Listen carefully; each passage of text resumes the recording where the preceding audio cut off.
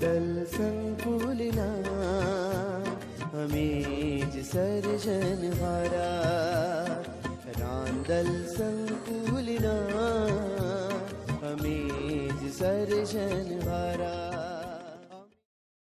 ચાલો, ઓનલાઈન ક્લાસીસમાં તમારું સ્વાગત છે. હવે આજે આપણે એક્ટિવ પેસિવ નો ચાલુ કાળ વિશે સમજ મેળવીશું. એક્ટિવ પેસિવ માં ચાલુ કાળ આપણે નેક્સ્ટ પીરિયડ ની અંદર વાત કરી કે ચાલુ કાળની અંદર બે કાળ વધારે પૂછે છે, ચાલુ ભૂતકાળ અને ચાલુ વર્તમાન કાળ. ચાલુ ભવિષ્યકાળ અને પૂર્ણ ભવિષ્યકાળ આપણા કોર્સમાં નથી. ફરીથી હું કહું છું, ચાલુ ભવિષ્યકાળ અને પૂર્ણ ભવિષ્યકાળ આપણા કોર્સમાં નથી, એના પેસિવ આપણે પૂછાતા નથી. પણ આપણે શીખશું ખરા. ચાલુ ભવિષ્યકાળ અને પૂર્ણ ભવિષ્યકાળના પેસિવ આપણે શીખશું, પણ કોર્સમાં નથી. શીખી લેશું એટલે આપણે આગળના ધોરણમાં પણ પ્રોબ્લેમ થાય નહીં. હવે આપણે વાક્ય રચના તમારી પાસે છે, તમારી પીડીએફ ની અંદર તમને મોકલાવી આપવામાં આવી છે, તમારી પાઠ્યપુસ્તકમાં તમે ઉધારી પણ લીધી હશે. વાક્ય રચનામાં શું હતું તો કે કર્મ આગળ આવે, આ બધું તમને ખ્યાલ છે. પછી આવશે ટુ બી નું રૂપ, ટુ બી નું રૂપ. ફરીથી કહું છું, બહુ અગત્યની વસ્તુ છે આ ટુ બી ના રૂપ. ટુ બી ના રૂપ તમારે ફરજિયાત પાકા કરવા પડશે જ. વર્તમાન કાળ માટે ટુ બી ના રૂપ શું હતા? એમ ઇઝ આર. ભૂતકાળ માટે ટુ બી ના રૂપ હતા વોઝ વેર. ભવિષ્યકાળ માટે ટુ બી રૂપ હતા શેલ બી વિલ બી. પૂર્ણ કાળ માટે ટુ બી રૂપમાં બીન લાગતું એટલે કે હેઝ બીન ને હેવ બીન. પૂર્ણ ભૂતકાળ માટે માં હેડ બીન હતું. હવે આ ચાલુ કાળના ટુ બી ના રૂપમાં તો આપણે આની પહેલાના પીરિયડમાં પણ વાત થઈ કે ચાલુ કાળ માટેના ટુ બી ના રૂપની અંદર બીંગ આવશે. શું આવશે? બીંગ. આ ટુ બી રૂપ છે બીંગ. હવે આપણે કહીએ તો ચાલુ વર્તમાન કાળના ટુ બી રૂપ શું થશે? તો કે એમ ઇઝ આર. આનો નિયમ છે એમ ઇઝ આર પ્લસ આઈએનજી. આપણે ચાલુ વર્તમાન કાળ જ્યારે શીખતા હતા ત્યારે આપણે ખબર હતી કે એમ ઇઝ આર પ્લસ આઈએનજી આવે, પણ એ કાળના નિયમ હતો. જ્યારે આપણે પેસિવ કરવું હોય ત્યારે પ્લસ બીંગ આવી જશે. એટલે કે એમ બીંગ ઇઝ બીંગ કે આર બીંગ. આના ક્રિયા રૂપ થશે. એ જ પ્રમાણે ચાલુ ભૂતકાળ હોય તો એના માટે નિયમ હતો વોઝ કે વેર પ્લસ બીંગ. એટલે જ્યારે આપણે પેસિવ કરતી ચાલુ ભૂતકાળ લખશું ત્યારે વોઝ બીંગ અથવા તો વેર બીંગ લખશું. પછી વાક્ય રચનામાં આપણે બધાને ખ્યાલ છે કે ભૂતકૃદંત આવે એટલે કે ત્રીજું રૂપ, ક્રિયાપદનું ત્રીજું રૂપ. ગો હોય તો ગોન આવે, ગીવ હોય તો ગીવન આવશે. તો વળી પાછો આપણે પ્રશ્ન થાય સર આમાં તો આઈએનજી આવશે ચાલુ કાળમાં. તો ચાલુ કાળની અંદર આઈએનજી આપણે મૂકવાનું તો આપણે ત્રીજું રૂપ જ છે. કેમ કે પેસિવમાં પહેલો નિયમ એવો છે કે ભૂતકૃદંતનું રૂપ મૂકવું ફરજિયાત છે. એટલે ફરજિયાત ગિવિંગ આપેલું હોય તો આપણે ગિવન કરશું. શું કામ આપણે ગિવન કરશું? તો કે કારણ કે આપણે આઈએનજી જે છે આની અંદર લગાડી દીધા રૂપ પર બીંગ કરી નાખ્યું. હવે એકને સેન્ટેન્સ ની અંદર કોઈ દિવસ બે વર્તમાન કૃદંતના રૂપ ન આવે એટલે કે આઈએનજી વાળો રૂપ ન આવે. આપણે આગળ બીંગ એ કરી અને રીડિંગ એ કરી એ ચાલે નહીં. એટલે આપણે રીડિંગ હોય તો રેડ કરશું, ગિવિંગ હોય તો ગિવન કરશું, ગોઈંગ હોય તો ગોન કરશું, પ્લેઇંગ હોય તો પ્લેઇડ કરશું. આવી રીતે આપણે ફેરફાર કરશું. પછી આવશે બાય, પછી આવશે અન્ય કરતા, પછી અન્ય શબ્દ. આપણે ઘણી બધી કેટલા મિનિટમાં વાત થઈ છે જ્યારે આપણે એની વસ્તુ ચાલુ કર્યું ત્યારથી આપણે વાત કરી છે કે આમાં બે વિભક્તિની ખાસ જરૂર છે, કર્તા અને કર્મ. આ બે વિભક્તિ તમારે ફરજિયાત પાકી કરવાની રહેશે. કારણ કે તમે જ્યાં સુધી ભણશો, ફરીથી કહું તમે જ્યાં સુધી ભણશો ત્યાં સુધી આ વિભક્તિ બહુ ઉપયોગી છે. 11માં જાઓ, 12માં જાઓ, કોલેજમાં જાઓ, કોઈ પણ જગ્યાએ જાઓ, તમને આ કોન્સ્ટન્ટલી ચાલુ રહેશે. હવે આપણે એક્ઝામ્પલ દ્વારા વાક્યને સમજવાનો પ્રયત્ન કરીશું. તો હવે આપણે વાક્ય જોઈએ. સમજો હું એક વાક્ય લખું છું કે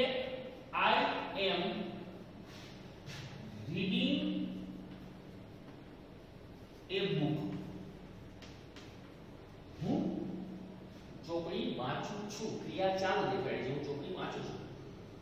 હવે ફરીથી એવો પ્રશ્ન થશે, ફરી પાછા આપણે તમારી પાસે પીડીએફ છે એમાં જોજો હરખી રીતે કે કર્મ સૌથી પહેલા કેમ મળે. તો કેમ મળતું હતું? તો કે વોટ અને whom પૂછવાથી કર્મ મળશે, એટલે કે શું અને કોને પૂછવાથી આપણે કર્મ મળે છે. who કોણ, whom ને who માં ફરક છે. મેં તમને લખીને આપેલું છે પીડીએફ માં કે whom ને who માં ફરક છે. તો who એટલે કોણ પૂછવાથી કર્તા મળશે. તો ફરીથી પાછા આપણે પ્રશ્ન થશે કે પહેલા તો સૌથી પહેલા પેસિવ કરવા માટે થઈ કર્મને ગોતવો જરૂરી છે. તો આપણે કર્મ બે પ્રશ્ન પૂછવાથી મળે છે, શું અને કોને. આપણે આગળ વાત થઈ હતી કે શું પૂછવાથી જે કર્મ મળે એ મુખ્ય કર્મ છે, એટલે કે જે આ શું પૂછવાથી જે પ્રશ્ન મળશે એ મુખ્ય કર્મ હશે, અને જે કોને પૂછવાથી પ્રશ્ન મળશે એ ગૌણ કર્મ હશે. પણ દર વખતે વિકર્મ વાક્ય ન પણ હોઈ શકે. તો પહેલા આપણે શું પૂછવાથી પ્રશ્ન મેળવીશું. તો હું ચોપડી વાંચું છું, તો હું શું વાંચું છું? તો ચોપડી, તો એ બુક, તો એ બુક જે છે આ કર્મ થશે. કોણ વાંચે છે? તો કે હું, એટલે આ કર્તા થશે. ક્રિયા જે છે જેને આપણે ક્રિયા પદ કહીએ એ આ છે. ક્રિયા થાય છે વાંચવું. તો વાક્ય રચના પ્રમાણે કર્મને કે લેશું આપણે આગળ, એટલે એ બુક આગળ જશે. જ્યારે આગળ આવે ત્યારે લક્ષ કેપિટલ બની જશે એ બુક. પછી આવશે ટુ બી નું રૂપ. હવે કાળ ચાલુ વર્તમાન કાળ છે, તમને ખ્યાલ છે. ટુ બી નું તરીકે એમ બી, ઇઝ બી અથવા તો આર બી, ત્રણમાંથી એક આવશે. પણ એ બુક છે એટલે સિમ્પલ વસ્તુ છે. આપણે 6ઠા 7મા 8મા 9મા બધા ધોરણમાં શીખી ગયા. એકવચન છે એ બુક છે, એ બુક માટે આપણે ઈટ શબ્દનો ઉપયોગ કરીએ, એટલે અહીંયા શું આવશે? ઇઝ બિંગ આવશે. એટલે આનું પૂર્વરૂપ તરીકે ઇઝ બિંગ. ક્રિયાપદ રીડિંગ, આનું ત્રીજું રૂપ V3 ભૂતપૂર્વ. તો રીડ ના રૂપથી આપણે આવડવા જોશે.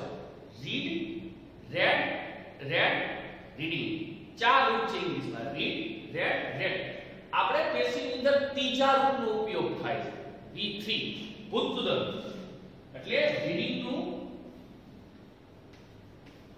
રેડ. પછી આવશે બાય, પછી આવશે કર્તા. આપણે ઘણી બધી વખત વાત કરી છે, દરેક ક્રિયાની અંદર આપણે વાત કરી છે કે જ્યારે સર્વનામ આવે ત્યારે એમાં ચેન્જીસ થશે, નામમાં ચેન્જ થશે નહીં.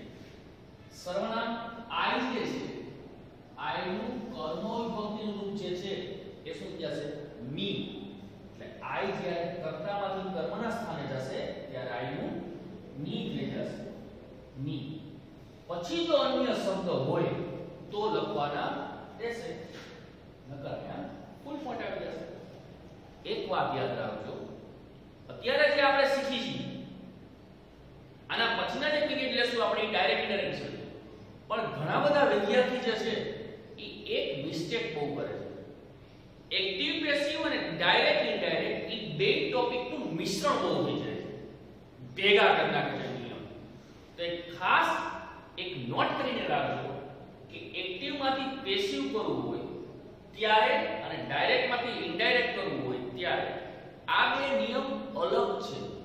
પણ એટલે એ ખાસ યાદ રાખજો કે બંને નિયમનું મિશ્રણ ન થઈ જાય, અલગ અલગ પાર્ટની અંદર. અને હોમવર્કની અંદર આની એક્સરસાઇઝ જે છે એ કન્ટિન્યુ તમે ચાલુ રાખજો એટલે તમને થોડી આઈડિયા આવશે. અલગ અલગ રીડિંગ ડિક્શનરી ગ્રામરમાં અલગ અલગ કાર્ડની એક્સરસાઇઝ આપેલી છે, આપણે એની પ્રેક્ટિસ આપણે કરતું રહેવાની.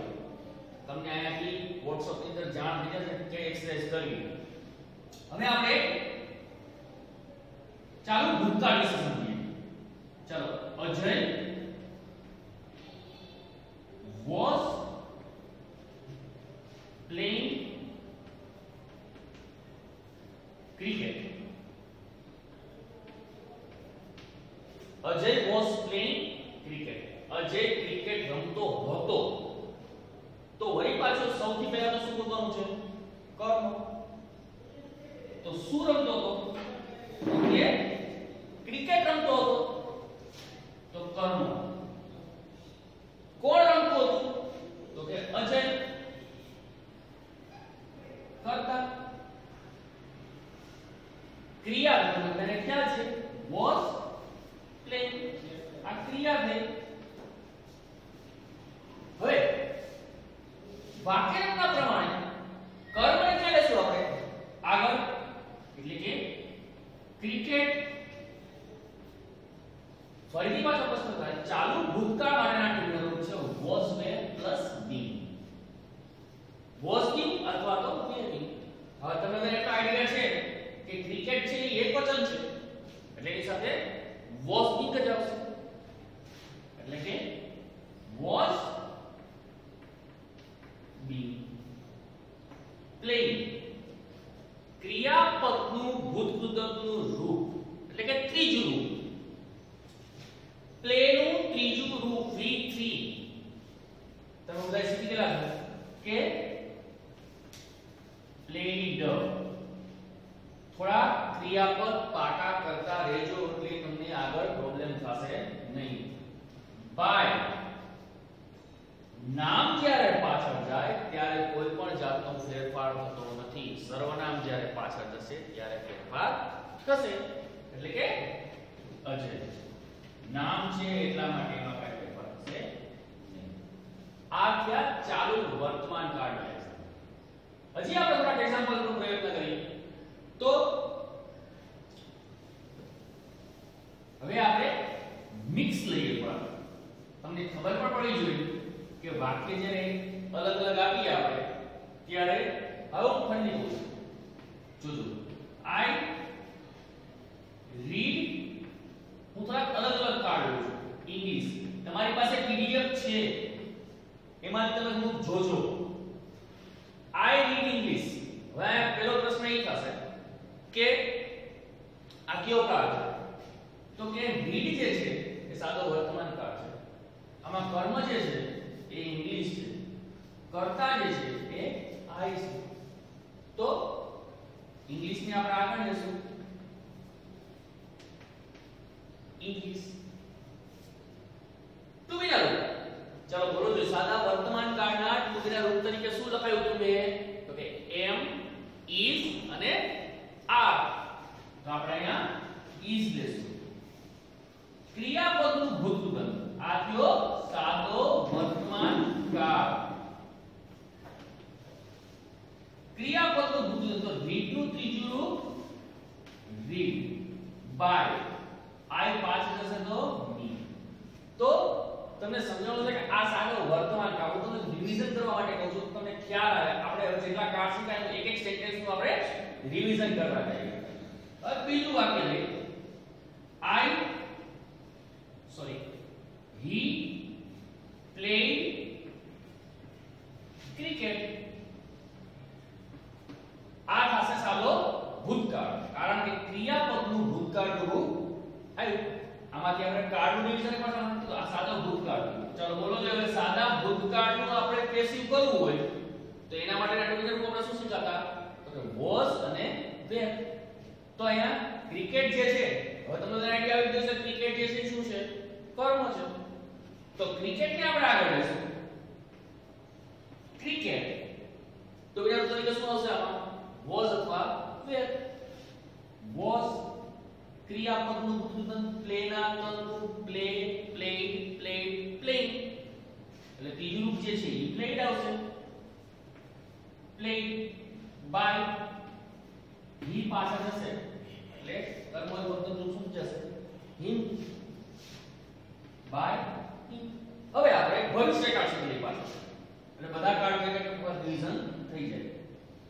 ચાલો C will give me this book.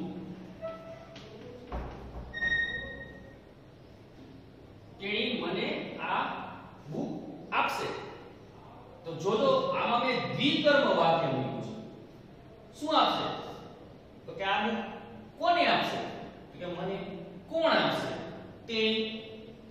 તો અહીંયા બે કર્મ છે. મેં તમને કીધું હતું કે આ બે કર્મ વાળા વાક્ય હોય ને કેવા વાક્ય કહેવાશે? દ્વિકર્મ. બે કર્મ વાળા. આપણે આગળ પણ વાત થઈ હતી કે જ્યારે આ બે કર્મ વાળા વાક્ય હોય ત્યારે આપણે કોઈ પણ કર્મને આગળ લઈને વાક્ય બનાવી શકીએ. તો આપણે પહેલા મુખ્ય કર્મને આગળ લઈને વાક્ય બનાવશું એટલે સહેલું પડે. તો ધીસ બુક ક્યાં આવી જશે? આગળ. ભવિષ્યકાળના ટુકડે જો જે પીડીએફ માં શું લખ્યું છે ભવિષ્યકાળના ટુકડે રૂપ શું હતા? તો કે shall be ને will be. પણ અત્યારે વધુ પડતી શું છે? will be છે. તો આપણે will be નો જ ઉપયોગ કરશું. will be. ત્રીજું રૂપ છે give નું ત્રીજું રૂપ V3 ભૂતકૃતનું રૂપ given થાય. તો given me by C. C pass જાય તો શું થશે? her. by her. હવે આપણે પૂર્ણકાળ લઈએ. અહીંયા આપણે પૂર્ણકાળના એક્ઝામ્પલ લેશું. તો I have read English. પૂર્ણ વર્તમાન કાળ. હવે એક એક્ઝામ્પલ પૂર્ણ વર્તમાન કાળનું લઈ લઈએ આપણે. બરોબર? તો ઇંગ્લિશ જે છે એ તો શું છે? કર્મ છે. કર્તા તો કે I છે. ક્રિયા have read છે. તો વાક્યરચના પ્રમાણે કર્મને તો આગળ લેવું પડશે આપણે. એટલે કે ઇંગ્લિશ. પાછું જો પૂર્ણ વર્તમાન કાળ માટેના ટુકડીના રૂપ શું લખાવ્યા હતા મેં પીડીએફ ની અંદર? તો કે have been અથવા તો has been. તો ઇંગ્લિશ ની સાથે શું આવશે? has been આવશે. have been બહુવચનમાં અથવા તો પ્રથમ પુરુષમાં ને બીજા પુરુષમાં જ આવશે. તો કે has been.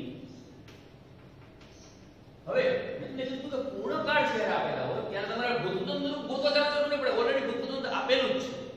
પૂર્ણકાળમાં એક બેનિફિટ એ છે આપણે કે એમાં ક્રિયાપદ જે હોય તે ને તે પેસિવ ની અંદર છે. કારણ કે ભૂતપૂર્વ ઓલરેડી છે જ. એટલે અહીંયા had. એક વાત યાદ રાખજો મિત્રો કે બોલતી વખતે પ્રોનાઉન્સિએશન કરતી વખતે અહીંયા બોલે કેટલાક વિદ્યાર્થીઓ એવું બોલે છે I have read English. તો એ વાક્યરચનાની દ્રષ્ટિએ અથવા ગ્રામેટિકલ દ્રષ્ટિએ ખોટું છે. અહીંયા તમારે read જ બોલવું પડે. કારણ કે ક્રિયા જે છે એ ભૂતકૃતની છે. ભલે સ્પેલિંગ સેમ છે, સ્પેલિંગ સરખા છે, પણ એનું ક્રિયાપદ ઉચ્ચાર જે થાય છે એનું પ્રોનાઉન્સિએશન જે થાય છે એ read થશે. એટલે આ ખાસ યાદ રાખજો. read by I. I જે છે I નું કર્મનું ભૌતિક રૂપ me છે. એટલે by me. હવે એક આપણે પૂર્ણ ભૂતકાળ લઈ લઈએ. ચાલો હવે આપણે Priya had eaten an apple. Priya had eaten an apple. Priya સફરજન ખાધું હતું. શું ખાધું? તો કે સફરજન. an apple કોણે? પ્રિયા. ક્રિયા eaten. તો an apple ને આપણે આગળ શું કર્મ છે? તો an apple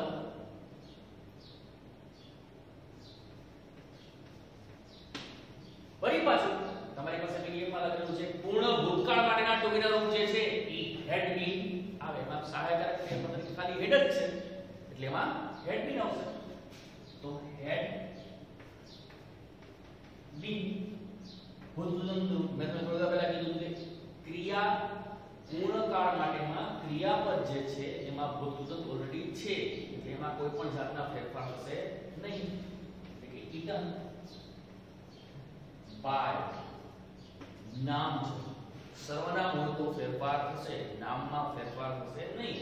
એટલે ક્રિયા તો આપણે આ દરેક કાળનું એક એક સેન્ટેન્સનું રિવિઝન પાછું કર્યું. ચાલુ કાળ શીખ્યા, સાદો વર્તમાન કાળ શીખ્યા, સાદો ભૂતકાળ શીખ્યા, સાદો ભવિષ્યકાળ શીખ્યા, પૂર્ણ વર્તમાન કાળ શીખ્યા, પૂર્ણ ભૂતકાળ શીખ્યા, ચાલુ વર્તમાન કાળ શીખ્યા અને ચાલુ ભૂતકાળ શીખ્યા. આપણે આટલા કાળના એફર્મેટિવ વાક્ય શીખ્યા. હવે આપણે એના પ્રશ્નાર્થ, એના નકાર, આ વાક્ય શીખશું.